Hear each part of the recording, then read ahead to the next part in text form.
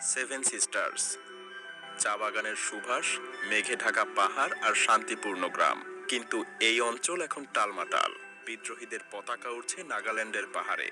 মিজোরামের গ্রামে কানাঘুষা চলছে স্বাধীনতার।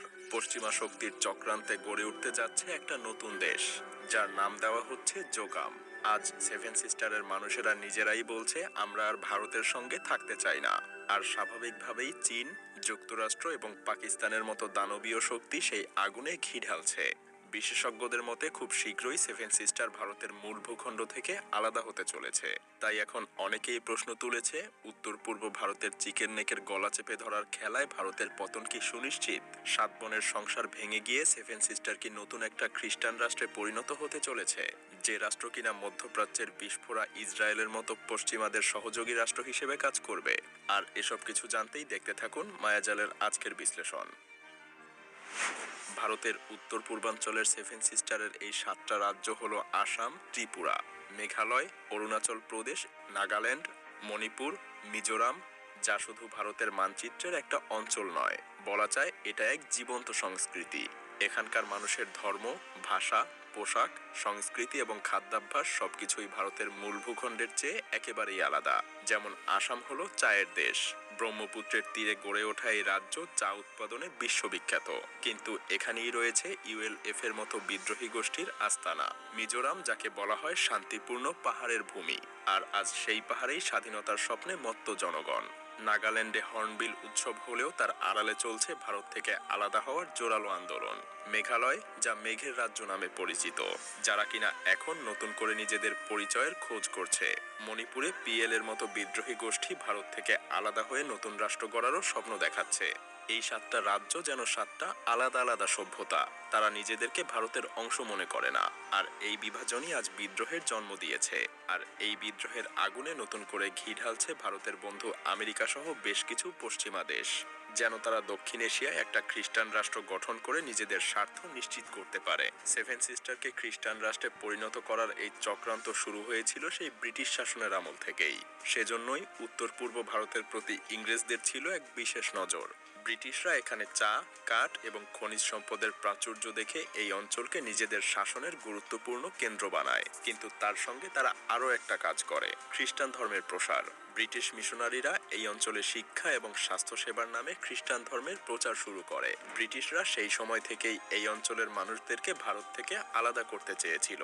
আর ব্রিটিশদের সেই চক্রান্তের কারণেই 1947 সালে যখন ভারত স্বাধীন হয়, তখন সেভেন সিস্টারের মানুষেরা মনে করত তারা প্রকৃতপক্ষে ভারতের অংশ নয়। তাছাড়া স্বাধীনতার পর ভারত সরকার এই অঞ্চলের তেমন কোনো উন্নতিও করেনি। এখানকার মানুষদের অনেকেই মনে করে তারা ভারতের মূল ভূখণ্ডের দ্বারা অবহেলিত। আর সেই অবহেলাই আজ তাদের মধ্যে বিদ্রোহের বীজ বুনেছে। আর সেজন্যই আজ সেভেন সিস্টারের মানুষরাই ভারতের থেকে আলাদা হওয়ার জন্য আন্দোলন করছে। যেমন নাগাল্যান্ডে এনএসসিএন নামে একটা আলাদা রাষ্ট্র নাগালিম গড়ারও দাবি তুলেছে। তাদের দাবি, নাগাল্যান্ড, আসাম এবং মণিপুর প্রদেশের কিছু অংশ নিয়ে একটা স্বাধীন রাষ্ট্র গঠিত হবে। মিজোরামের মানুষও স্বাধীনতার স্বপ্ন দেখছে। তারা মনে করে ভারতের সরকার তাদের উন্নয়ন নিয়ে কখনোই ভাবেনি। মেঘালয় এবং ত্রিপুরার মানুষজন মনে করে তাদের ভাষা এবং সংস্কৃতি ভারতের মূলধারায় হারিয়ে যাচ্ছে। ভারতের জন্য আরও বেশি দুশ্চিন্তার কারণ হলো, এই বিদ্রোহ এখন শুধু স্থানীয় পর্যায়ে আর সীমাবদ্ধ নেই।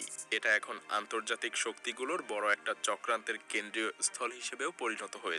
সেভেন সিস্টার্সের এই বিদ্রোহ ভারতের জন্য এক বড় চ্যালেঞ্জ হয়ে উঠেছে। যেমন পশ্চিমা শক্তি, বিশেষ করে যুক্তরাষ্ট্র, সেভেন সিস্টারের এই বিদ্রোহকে নিজেদের স্বার্থে ব্যবহার করছে।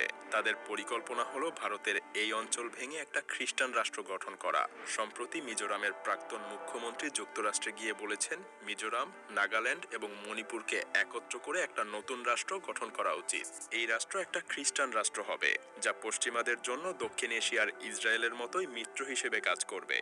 তাছাড়া সেভেন সিস্টার্সকে ভেঙে নতুন রাষ্ট্র গড়তে শুধুমাত্র পশ্চিমারাই চক্রান্ত করছে না, বরং সেভেন সিস্টার্সকে ভেঙে নতুন রাষ্ট্র গঠনের জন্য চীন অনেক আগে থেকেই কাজ করে আসছে। চীন অনেক আগে থেকেই ভারতের উত্তর পূর্বাঞ্চলের মধ্যে অস্থিরতা সৃষ্টি করতে বিদ্রোহীদেরকে নানাভাবে উস্কে দিয়েছে এবং এখনো দিচ্ছে। তারা সরাসরি বিদ্রোহী গোষ্ঠীগুলোকে অর্থ এবং অস্ত্র দিচ্ছে। ভারতের জন্য আরো ভয়াবহ খবর হলো, অরুণাচল প্রদেশকে চীন দক্ষিণ তিব্বত বলেও দাবি করছে। চীন জানে যদি চিকেন নেক করিডোর করিডোর বন্ধ করে দেওয়া হয় তবে সেভেন সিস্টার্সের সঙ্গে ভারতের যোগাযোগ একদম বিচ্ছিন্ন হয়ে যাবে। সত্যি বলতে তাদের এই পরিকল্পনা শুধু ভারতের জন্য না, বরং পুরো দক্ষিণ এশিয়ার ভূ রাজনীতির জন্য হুমকি স্বরূপ। কি ভাবছেন এখানেই শেষ না? সেভেন সিস্টার্স নিয়ে পাকিস্তানও ভারতের সঙ্গে লড়াই না করে বিশাল এক পরিকল্পনার মাধ্যমে সেভেন সিস্টার্সকে ভাঙতে চলেছে।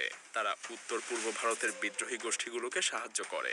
পাকিস্তানের আইএসআই এই অঞ্চলের বিদ্রোহীদেরকে অস্ত্র সরবরাহ করে।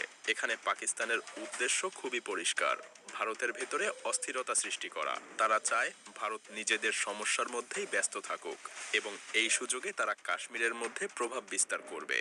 সত্যি বলতে চিকেন নেক করিডোর এখন ভারতের জন্য সবচাইতে বড় দুর্বলতা, যেন গলার কাঁটায় পরিণত হয়েছে। এই করিডোর যদি একবার বন্ধ হয়ে যায় তাহলে সেভেন সিস্টার্স ভারতের কাছ থেকে পুরোপুরি বিচ্ছিন্ন হয়ে যাবে। আর চীন, পাকিস্তান এবং যুক্তরাষ্ট্র এই করিডোর দখল করে নিতে চাইছে।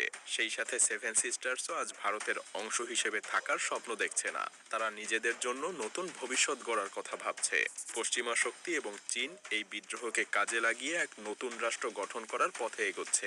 ভারতের জন্য এটা শুধু একটা অঞ্চল হারানোর বিষয় না, বরং এটা তাদের অস্তিত্বের উপরে আঘাত।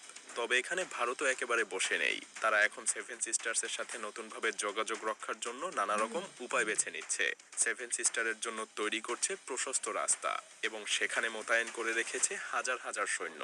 তবে 7 বোনের এই সংসার আসলেই ভেঙে যাবে নাকি টিকে থাকবে তা দেখতে হলে আমাদেরকে অপেক্ষা করতে হবে আরো কিছুটা দিন।